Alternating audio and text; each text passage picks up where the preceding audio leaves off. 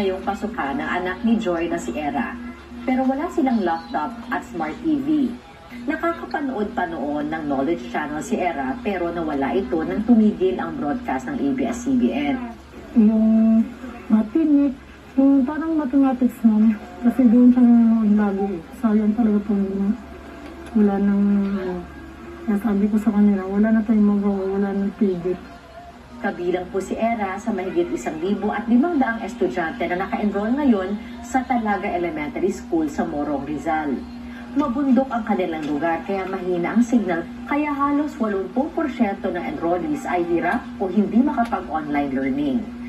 Sa ilalim ng barangayan para sa bawat bata, bumabasa o BRB4 program ng DepEd Sarhiyon at kaagapay ng Knowledge Channel, hinihikayat ang mga pamilyang may internet at gadgets na payagan ng ibang estudyante na makasama sa online classes ng kanilang mga anak. Kabilang sa mga voluntaryong tumanggap sa mga bata si Maricho, ina ng isang grade 5 student sa Talaga Elementary School. Kahit papano sa simpleng paraan na ganito, makatulong ako sa mga kapitbahay ko, sa mga bata. Since po yung videos po ng Knowledge Channel, talaga pong nai-align po ng Knowledge Channel sa lesson po ng DepEd. Masaya po ako kasi nakakapag-aral po ako ulit. Kahit sa bahay lang po. Mahigit 7,000 public school at community learning centers ang partner ng Knowledge Channel sa buong bansa.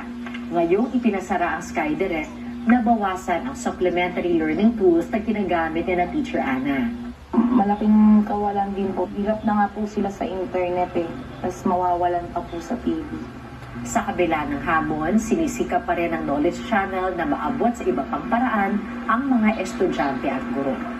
It's our contribution to education, and we're providing this access for free to all the cable providers all over the country, especially now na nabawasan yung access points ng Knowledge Channel.